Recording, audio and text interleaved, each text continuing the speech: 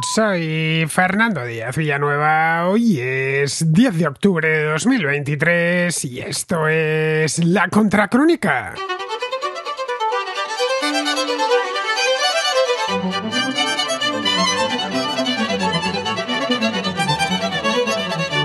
Tras el ataque perpetrado por Hamás el fin de semana pasado contra el sur de Israel, muchos analistas se plantearon si no habría alguna potencia extranjera implicada en él. No directamente sobre el terreno, claro está, pero sí en la concepción, preparación y financiación de las operaciones. Todos señalaron a Irán, cuya relación con Israel es tormentosa desde el triunfo de la Revolución Islámica en el año 1979. El régimen de los ayatolás lleva años apoyando de palabra y obra a todas las organizaciones terroristas que, como Hamás o Hezbollah, hostigan a Israel. Se han servido de estos terroristas para mantener activo el conflicto y son comunes las amenazas que los sucesivos gobiernos iraníes lanzan contra el Estado de Israel. No extraño a nadie, por ejemplo, que coincidiendo con el ataque, el presidente de Irán, Ebrahim Raisi, dijese públicamente que su país, y esto es textual, apoya la legítima defensa de la nación palestina. El gobierno de Estados Unidos asegura no tener pruebas concluyentes que involucren a Irán en este ataque, aunque el secretario de Estado, Antony Blinken, reconoció en una rueda de prensa que jamás no sería jamás sin el apoyo que ha recibido durante muchos años de Irán. Esto también es textual. La cuestión es que este domingo un portavoz de Hamás dijo a la BBC que habían recibido apoyo de Irán para esta operación.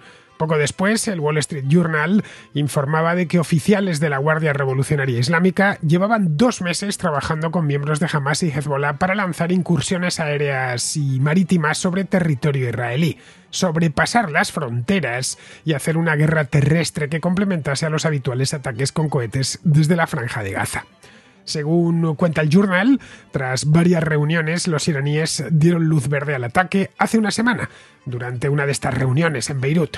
Los detalles de la operación se trabajaron concienzudamente en sucesivos encuentros, todos celebrados en Beirut, a los que asistieron oficiales de la Guardia Revolucionaria iraní y representantes de las 4 organizaciones terroristas que la República Islámica apoya en Palestina y en el sur del Líbano.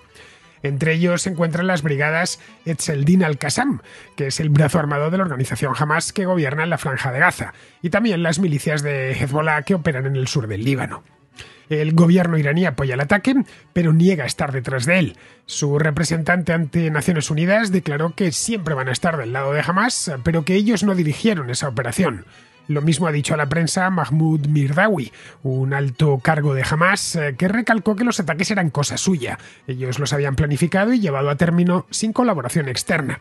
Fue, según él, una decisión palestina completamente libre de injerencias externas.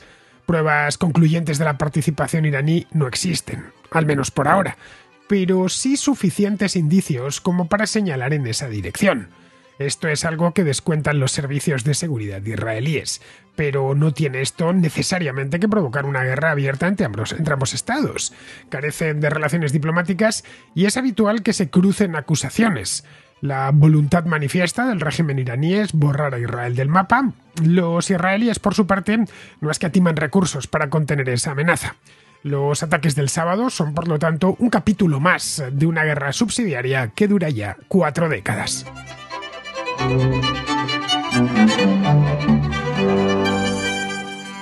No es mucho lo que nos llega del conflicto árabe-israelí, esa es la verdad.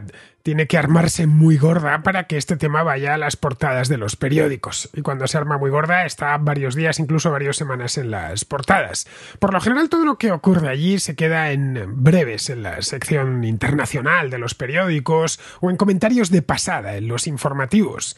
Cuando sucede algo, pasa a la prensa y luego el asunto se olvida rápidamente. O ni siquiera da tiempo a que se olvide, porque tal o cual enfrentamiento a tiros en la frontera de Gaza o en Cisjordania queda enterrado ese mismo día por otros temas internacionales de más enjundia. Este mismo año ha habido problemas tanto en Gaza como en Cisjordania, en Jenin concretamente, y apenas tuvieron repercusión pública más allá de Israel.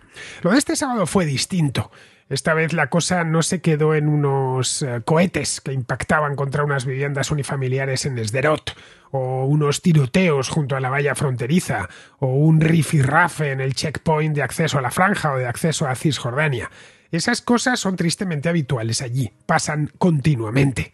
ni siquiera los israelíes les prestan demasiada atención. Saben que el problema está ahí y conviven con ello. Saben que aquello es un polvorín y cuentan con que estas cosas pueden suceder. Israel, como bien sabemos, es uno de los países más seguros del mundo. Nada más aterrizar en el aeropuerto de Ben Gurión, uno lo sabe, ve que está todo bien vigilado y que tienen infinidad de medidas de seguridad, muchas veces redundantes, precisamente para evitar este tipo de problemas. Si la llegada ya impacta, la salida todavía impacta mucho más, porque te hacen incluso una entrevista, un agente de la seguridad interior, para saber si has estado en los territorios ocupados o has tenido algún tipo de relación con militantes palestinos. Esto cualquiera que haya estado en Israel lo sabe, porque ha tenido que pasar por ello. Luego, además, el país está muy bien vigilado, tienen infinidad de medidas para contener, en la medida de lo posible, obviamente no siempre lo consiguen, para contener a los terroristas palestinos que actúan desde hace ya décadas en territorio israelí, siempre que se le da oportunidad de hacerlo. La construcción del famoso muro de Palestina se debió exactamente a eso, a medida que, muy desesperada por cierto, que tomaron en su momento para evitar que pasasen comandos terroristas desde los territorios ocupados hacia Israel. Bien, esto es algo que todos los israelíes lo saben, procuran vivir con ello, convivir con ello y hacer su vida lo mejor que pueden. En el lado palestino lo saben todavía más, porque este es un tema omnipresente. Viven con ello desde que son niños. Cuenta también que los servicios de inteligencia israelíes son realmente buenos. El Mossad o el Shabak, este se dedica a la inteligencia interior. El Mossad es para la inteligencia exterior. No es el único país que lo tiene. El Reino Unido, por ejemplo, siempre hablamos del MI6, ¿no? La agencia para la que trabaja James Bond, pero luego está el MI5, que se encarga de la inteligencia interior, o con Rusia también, el FSB, del que se habla mucho, y el SVR. El FSB es el Servicio de Inteligencia Interna, el SVR el Servicio de Inteligencia Externa.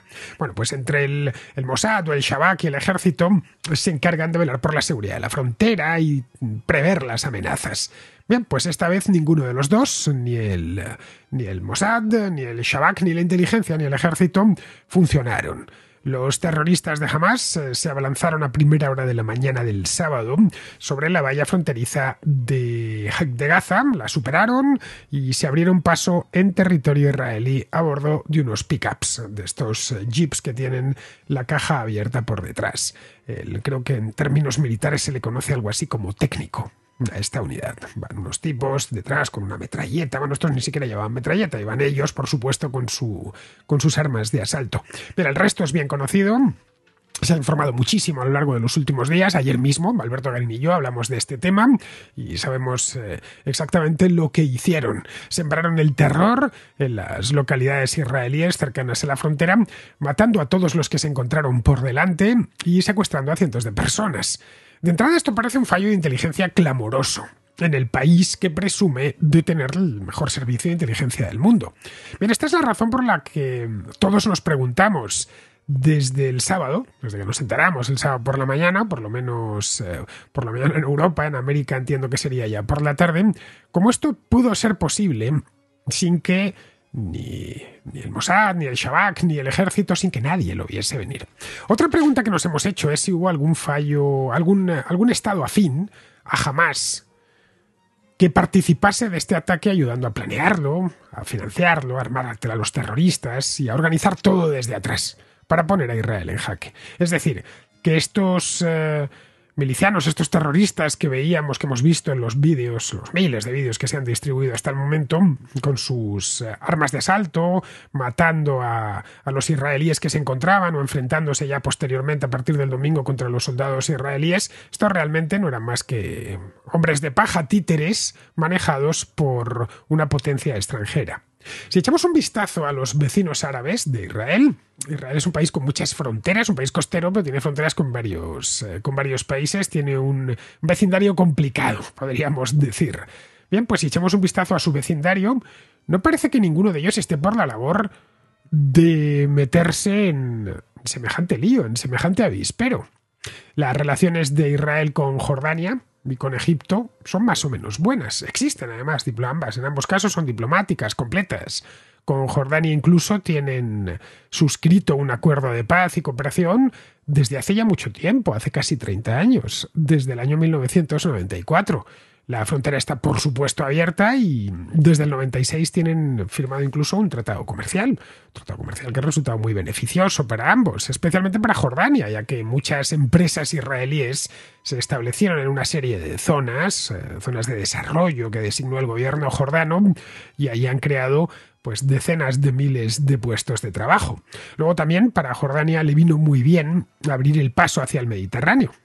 Jordania tiene un puerto, pero está en el Mar Rojo, en el Golfo de Aqaba, y nada más puede sacar mercancías por mar a través del puerto de Aqaba, que es el acceso al mar de Jordania es casi milagroso. Tienen apenas un puñado de kilómetros de costa, pero da al Mar Rojo, de tal manera que si sus barcos tienen que ir hacia el Mediterráneo, pues tienen que pasar el canal de Suez y pagar los peajes correspondientes. Tener acceso directo para sus importadores y sus exportadores del Mediterráneo es algo francamente útil. Y en este acuerdo les dio ese acceso. Pueden exportar e importar directamente desde el Mediterráneo a través del puerto de Haifa, que está en Israel. Respecto a Egipto, las relaciones diplomáticas con Israel son plenas desde hace muchísimo tiempo, más incluso que con Jordania, desde 1980, pues poco después de los acuerdos de Camp David. La frontera, por supuesto, está abierta y se comercia con normalidad por ella, a través de los pasos fronterizos. Hay incluso un gasoducto a través del cual Egipto exporta gas natural a Israel. Eliminados Egipto y Jordania, que son los vecinos con los que comparte una frontera más larga Israel, quedarían otros dos. Uno sería el Líbano y el otro sería Siria. El Líbano, como bien sabemos, es un país complejo y en permanente crisis. Hay facciones en el Líbano que son abiertamente anti-israelíes, pero otras son todo lo contrario. Pocos países son más complicados que el Líbano. Como bien sabemos, hay una parte de la población considerable es cristiana, de distintas confesiones. Lo mismo sucede con los musulmanes, hay sunitas, también hay chiitas, en fin, que no parece ser que en el Líbano en el gobierno, estoy hablando del Líbano, estén especialmente motivados para hacer esto. Entre otras cosas porque hay, facciones dentro del Líbano que son abiertamente pro-israelíes. Luego, respecto a Siria, que comparte una pequeña frontera en los Altos del Golán con Israel, bien, aquel país, ¿qué se puede decir de él? Que no sepamos. Lleva 10 años en guerra civil y no parece que su principal preocupación sea hoy por hoy Israel. Podríamos irnos un poco más lejos y mirar a Arabia Saudita, a los Emiratos del Golfo Pérsico o a Irak incluso, que está al otro lado de Jordania. Pero nos encontraríamos con aproximadamente lo mismo. O la relación es buena, caso de los Emiratos, o de Bahrein, por ejemplo, o no existen relaciones diplomáticas, pero desde hace un tiempo hay acercamientos para normalizar estas relaciones diplomáticas dentro de los acuerdos de Abraham, que se firmaron hace no mucho, en el año 2020, a instancias de Estados Unidos, y a los que se han sumado ya, pues aparte de los Emiratos Árabes Unidos, se ha sumado Bahrein, se ha sumado también Sudán, se sumó posteriormente Marruecos. Ese marco de Abraham es por el que apuesta Israel para normalizar sus relaciones con el mundo árabe. Y como comentaba Alberto Garín en el programa que hicimos ayer juntos, el que quieren los terroristas, ese marco, el que quieren los terroristas de Hamás dinamitar a cualquier coste, ya que supone ese marco el reconocimiento de Israel y la apuesta por una solución en dos estados. Es, como contaba Alberto Garín ayer, acabar con el plan último de Hamás, su razón misma de ser, que es aniquilar el Estado de Israel, borrarle del mapa, echar a los judíos al mar y constituir sobre ese mismo solar un Estado palestino. Tendríamos, por lo tanto, que irnos algo más lejos, a Irán, que está más allá de Irak todavía, hasta miles de kilómetros de Israel. Concretamente a Irán, que es un país que tiene unas relaciones tormentosas con Israel desde hace más de 40 años, desde que triunfó la Revolución Islámica. El gobierno de Estados Unidos dijo el otro día que carece de pruebas que apunten hacia Irán. Eso sí, el secretario de Estado pues hizo una salvedad. Anthony Blinken dijo que Irán y Hamás tienen una larga relación, conocida por todos y no negada por ninguna de las dos partes, que Hamás no sería Hamás sin el apoyo que ha recibido durante muchos años por parte de Irán, y eso es estrictamente cierto. El hecho es que, como os comentaba en la introducción, el domingo pasado, un portavoz de Hamás dijo a la BBC que habían recibido apoyo de Irán antes del ataque. No sabemos si esto es cierto o no, pero sí sabemos que el gobierno iraní, a través de su presidente, de Raisi, ha apoyado el ataque, arguyendo que los terroristas de Hamás, para él evidentemente no son terroristas, están defendiendo la liberación de la nación palestina. En principio, todo ha sucedido de una manera muy previsible. No tenemos, de primeras, nada de lo que extrañarnos.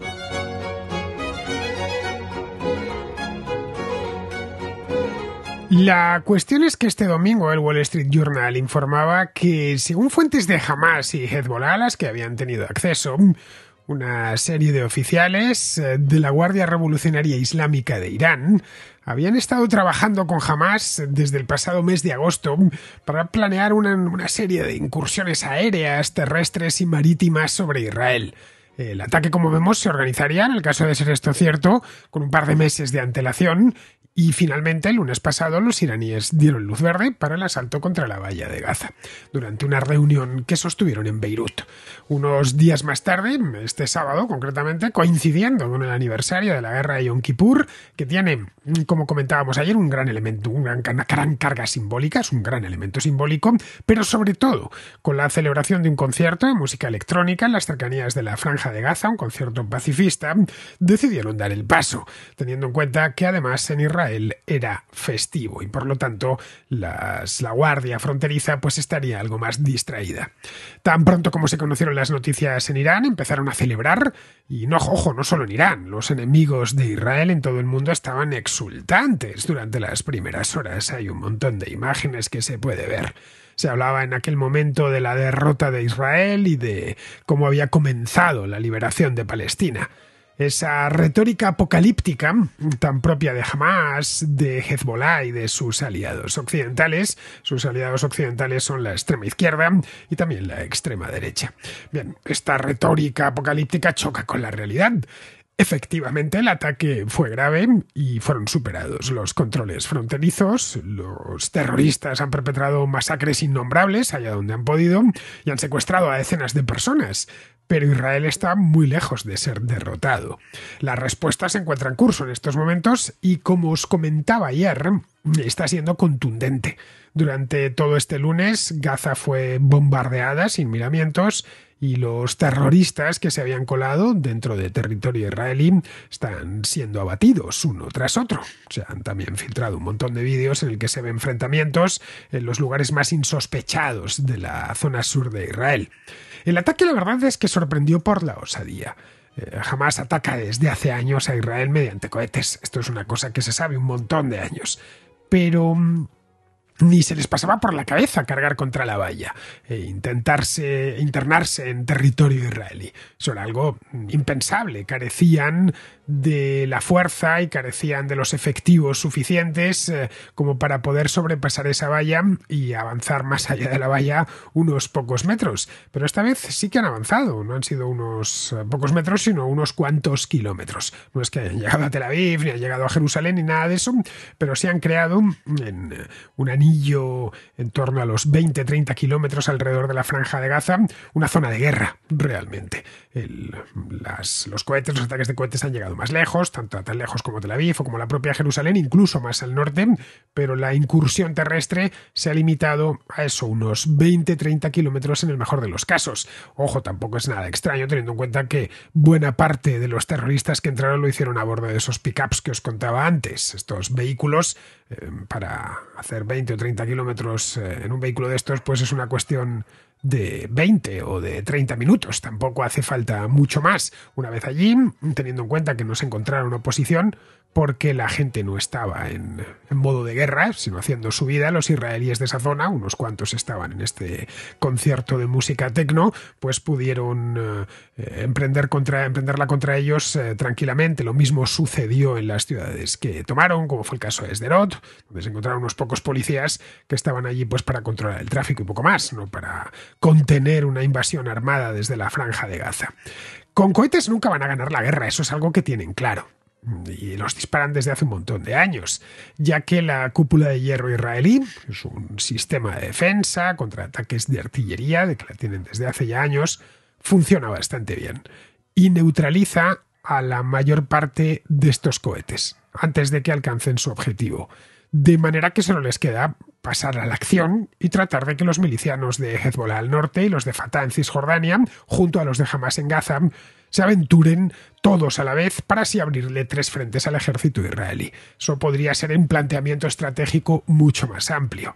En el caso de Cisjordania, pues podría llegar a tener efectos muy negativos para el ejército israelí, ya que la frontera allí es mucho más larga. Más Jerusalén está a solo unos poquitos kilómetros de los territorios ocupados y las principales ciudades de Israel, como pueden ser Tel Aviv o Beersheba o incluso Haifa, están a corta distancia de la frontera. Pero esa coordinación no se ha producido. No nos hemos encontrado con ataques terrestres, estoy hablando, ni desde Cisjordania, ni tampoco desde el Líbano. Hezbollah se ha lanzado cohetes contra el norte de Israel, pero no han pasado a la acción, no han cruzado la frontera. Por ahora, no la han cruzado. No han hecho esto por más que Irán trate de ponerles de acuerdo y vierta grandes cantidades de dinero y de armamento en los distintos grupos terroristas que menudean tanto por Gaza como por Cisjordania como por el sur del Líbano. Eso indica que quizá hubo un plan, pero no se cumplió. Quizá se pusieron de acuerdo en Beirut, pero los únicos que han cruzado la frontera han sido los de Hamás desde Gaza. Aunque en Teherán se empeñen, cegados seguramente por su odio a Israel y su fanatismo religioso, en ver a los palestinos como una unidad, lo cierto es que no es así, no lo son. Cada grupo tiene sus propios intereses y su propia agenda, que no necesariamente coincide con la de la población civil que vive en los territorios que controlan. Al-Fatah, por ejemplo, sí, que es la que controla la Cisjordania, se convirtió en el representante legítimo del pueblo palestino durante los acuerdos de Oslo, las negociaciones que tuvieron lugar en los años 90. Y después, posteriormente, se terminaría transformando en la Autoridad Nacional Palestina, con sede en la ciudad cisjordana de Ramallah. Hamás y Hezbollah van por otro lado. A diferencia de Fatah, estos dos grupos no aceptan la existencia del Estado de Israel y quieren destruirlo. Todos están respaldados por Irán, tanto financiera como militarmente. Hamás gobierna el territorio de Gaza, que es nominalmente parte de la Autoridad Nacional Palestina, pero en la práctica es un feudo de Hamás, es completamente independiente. Tampoco podemos poner al mismo nivel a Hezbollah y a Hamás, por más que compartan intereses o algunos intereses. Hezbollah es al mismo tiempo la organización terrorista seguramente la más grande del mundo y un partido político en el Líbano, con muchísimo peso político. Bueno, tanto peso político que llevan algo así como un año bloqueando las elecciones presidenciales, a pesar de que el país atraviesa una crisis política increíble. El líder espiritual de Hezbollah, que es un clérigo llamado Hassan Nasrallah, ha dicho en numerosas ocasiones que ellos siguen órdenes de Teherán y que Ali Khamenei es su líder máximo. Así que si atacan Israel no es por la causa palestina, sino porque se lo están ordenando desde Teherán nada más. Las relaciones entre Hamás e Irán no son del todo buenas. Los de Hamás cuentan hoy con el apoyo iraní, pero no era así hace unos años. Hamás se peleó con los iraníes por el apoyo que le habían dado al régimen del presidente sirio Bashar al-Assad en 2011, cuando empezó la guerra civil allí.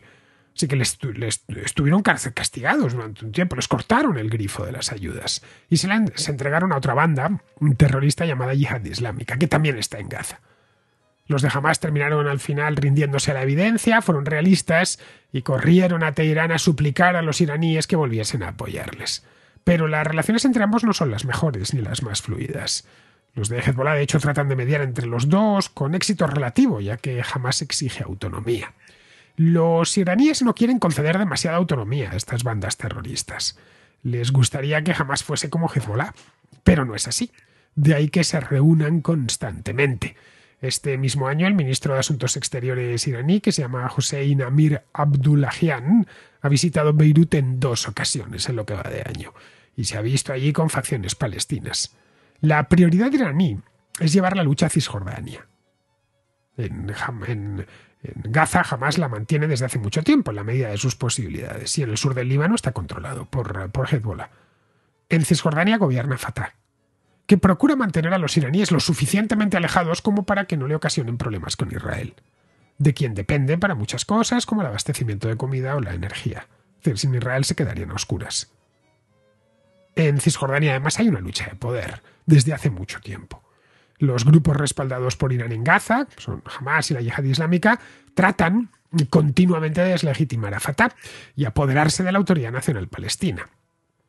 Para ello cuentan, la verdad sea dicha, con la inestimable ayuda de su presidente, Mahmoud Abbas, un tipo ya mayor, de casi 90 años, 88 tiene, antiguo militante de la OLP, de la época de la generación de Arafat, que se niega a nombrar un sucesor, se niega también a dimitir, se niega a convocar elecciones.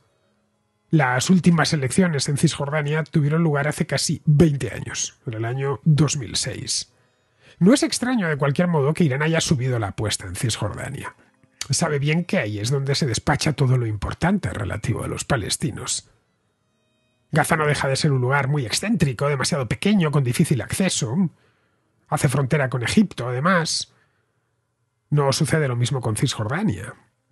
Ocupa una superficie mucho mayor, casi 6.000 kilómetros cuadrados, frente a los 360 kilómetros cuadrados que tiene Gaza. Tiene más habitantes. En Cisjordania viven 3.100.000 personas, frente a los 2 millones de Gaza. Y lo más importante de todo, desde el punto de vista estratégico es mucho más interesante. Hace frontera directa, pero directa que desde la zona palestina se ve Jerusalén, vamos. Y queda muy cerca de Tel Aviv, de Haifa, de Beersheba y de Galilea, que son las zonas más pobladas de Israel. De modo que es muy posible que los iraníes tuviesen plena constancia del ataque que se produjo este sábado. Que lo apoyan no es una pregunta, es un hecho. Tanto las autoridades iraníes lo han apoyado explícitamente. Ahora bien, si había un plan, no les ha salido. Esto hace pensar que los de Hamás se anticiparon o vieron que había una oportunidad en el otro lado, aprovechando un festivo y que se estaba celebrando un festival musical a pocos kilómetros de la frontera. Y eso les daría más, aparte de que el gobierno de Hamás en Gaza es un gobierno en el que aplica la Sharia, es un gobierno islámico en el sentido estricto de la palabra. Lo que estaban allí, los que andaban bailando, les parecerían pecadores infames. Sí que para además darse el gusto. Tenían muchas motivaciones para emprender la operación ese mismo día. Que el hecho de que fuese festivo también contaba. Que fuese el aniversario de la guerra de Yom Kippur también contaba. Digamos que se habían dado varios elementos, se habían dado cita. Esto nos dejaría ya un retrato bastante fiel de lo que condujo a que se pusiesen en marcha el sábado por la mañana. Es decir, que hubo algo de improvisación sobre la marcha, ya que las facciones en Cisjordania no estaban dispuestas a penetrar en territorio israelí, no lo han hecho, y tampoco las de Hezbollah en el Líbano. Los líderes de Hamás se conformaron con la épica. Poniendo muchos muertos encima de la mesa, conseguirían que el asunto pase de nuevo a las portadas de todos los periódicos del mundo. Esto lo han conseguido, sin ninguna duda. Aquí estoy yo hablando del tema. Conseguirán también que las potencias árabes se piensen lo de seguir el acercamiento hacia Israel. No sabemos todavía si les funcionará. La cosa no pinta bien porque el ataque ha sido tan salvaje e inhumano que nadie en su sano juicio puede defenderlo.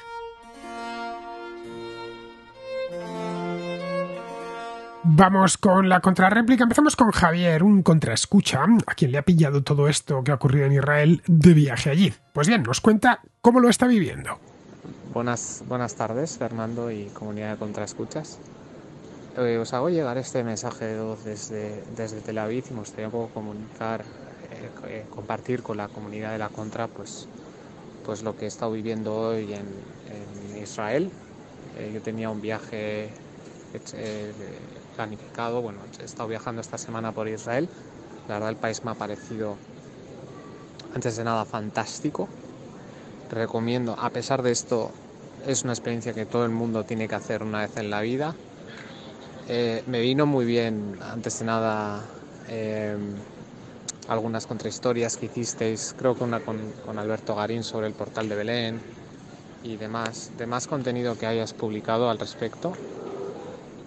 Y pues un poco relatar los hechos que han sucedido sin hacer ningún tipo de valoración. Nos han despertado a las 7 de la mañana en el hotel, más o menos, estaba un poco dormido, no sé qué era exactamente. Nos han hecho bajar a un... nos han tocado todos, tienen que ir al shelter. Que el shelter era básicamente la escalera del hotel, que se veía un poco con materiales un hormigón bastante fuerte, igual es la zona que tienen en sus protocolos de seguridad para circunstancias de ese estilo. Ha debido sonar una sirena que no debió escuchar, yo estaba muy dormido y hemos bajado, nos han dado agua, nos han dado café.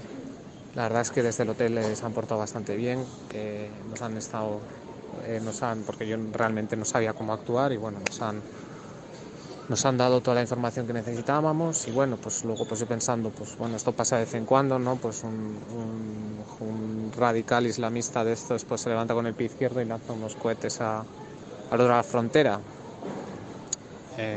Así he estado viendo en Google Maps que en línea recta más o menos hay unos 25 kilómetros desde Tel Aviv a la Franja de Gaza, incluso viniendo en el taxi en el aeropuerto.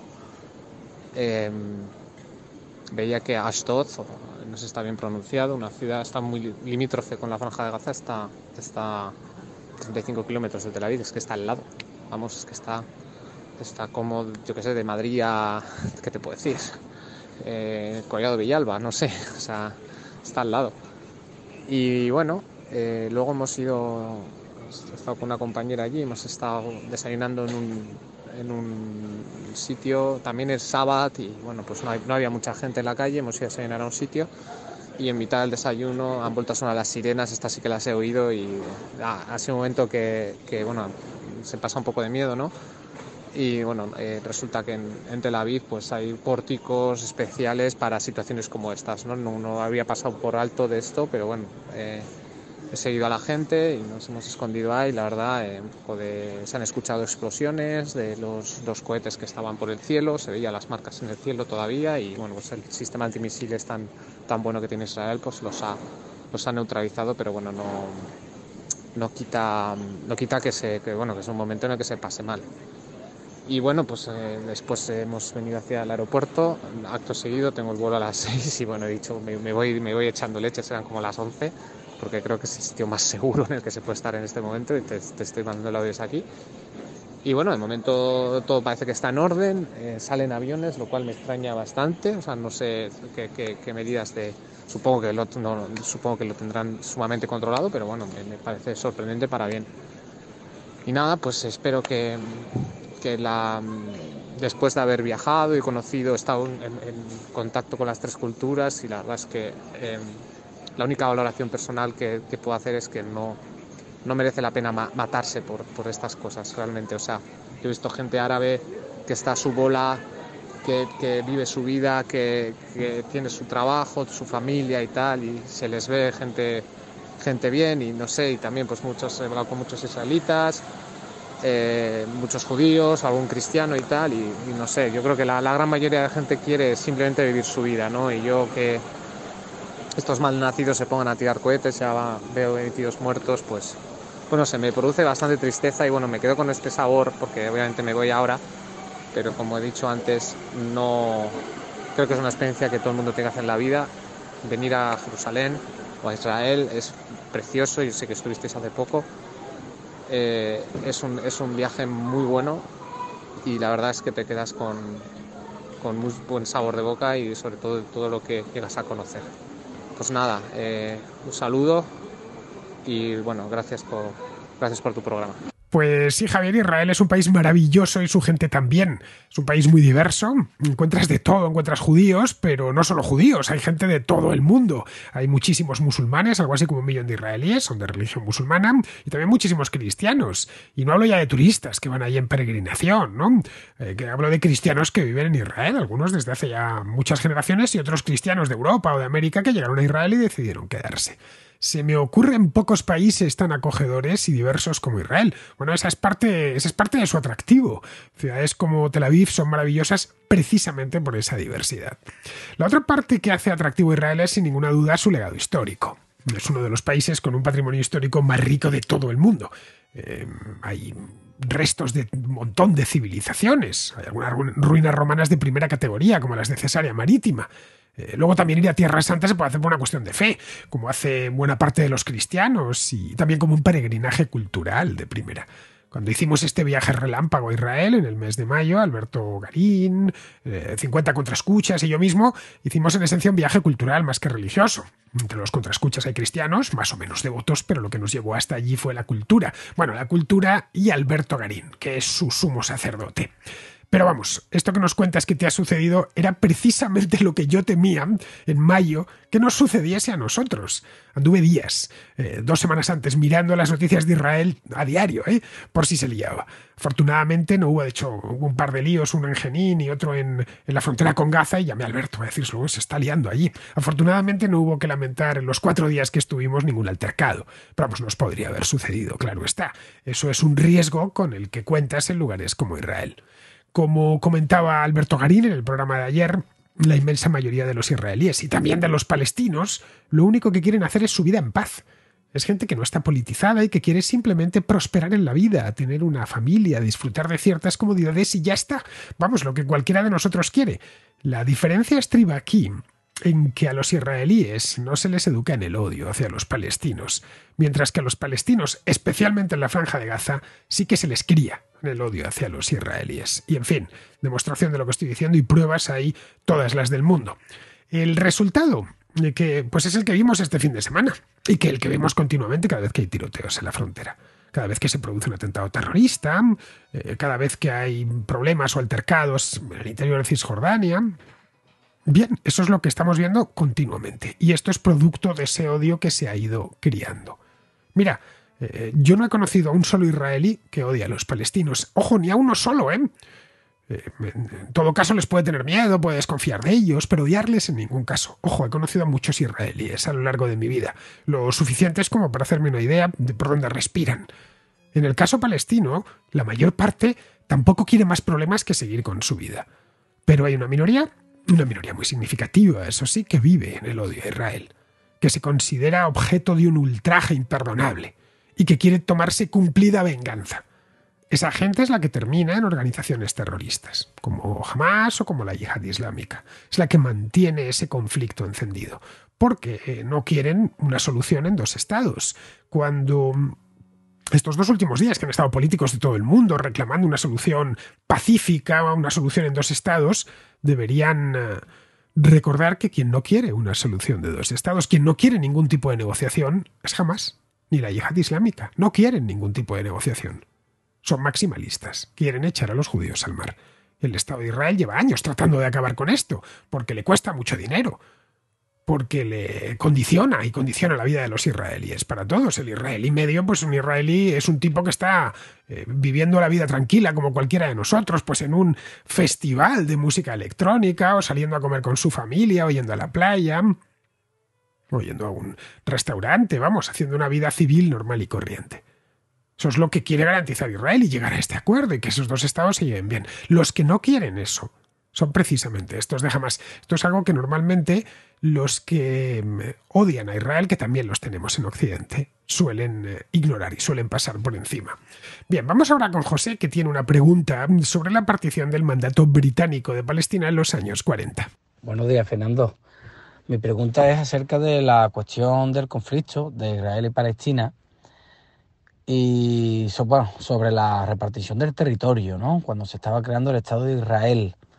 Entonces, ¿no crees tú que se hubiera aliviado un poco las tensiones si la repartición del territorio de Palestina hubiera sido en su totalidad una sola zona geográfica? Es decir, no la repartición de Cisjordania por un lado y la Franja de Gaza por otro, con Israel en medio. Yo creo que si queremos crear un futuro país o Estado, es mucho más fácil que toda la repartición de su territorio esté unido, ¿sabes? Y no separado. Entonces mi pregunta era esa, básicamente, ¿no? Si no crees que hubiera habido menos problemas si todo el territorio palestino hubiera estado unido en una misma zona geográfica, ¿vale? Y bueno, esa es la pregunta y un saludo. La partición de Palestina se llevó a cabo, José, en 1947. Acababa de terminar la Segunda Guerra Mundial y los problemas en el mandato británico de Palestina, que databa de finales de la Primera Guerra Mundial, eran continuos. Los judíos que se habían establecido allí querían que los británicos se fuesen y los árabes también querían conformar un Estado. Que lo que nunca estuvo sobre la mesa fue crear un Estado palestino-israelí, como dices tú. No había interés por ninguna de las 2 partes. Así que concluyeron en la ONU que lo mejor era dividir el territorio. Se formó una comisión compuesta por 7 países. Los 7 países los he ido a mirar. Eran Suecia, Perú, Holanda, Uruguay, Guatemala, Checoslovaquia y Canadá. Como ves, ninguno de ellos es ni era una gran potencia. Con esta medida pensaban en la ONU que ninguna de las grandes potencias, pues la Unión Soviética, Estados Unidos, Francia, el Reino Unido, barrería para casa en función de sus intereses. Y además las grandes potencias dejaron hacer. Esta comisión emitió un informe que entregó a las Naciones Unidas. Un plan de partición, que se votó en noviembre del 47. 33 miembros votaron a favor. Y con eso bastaba, porque era más que de sobra. Hubo 10 abstenciones y tal, creo que hubo, no sé si 10 en contra, una cosa así. Ojo, en aquel entonces la ONU tenía muchos menos miembros que hoy, porque algunos países europeos todavía no estaban en ella, como España o como Alemania, y porque casi toda África y el sudeste asiático permanecían en manos de las potencias coloniales.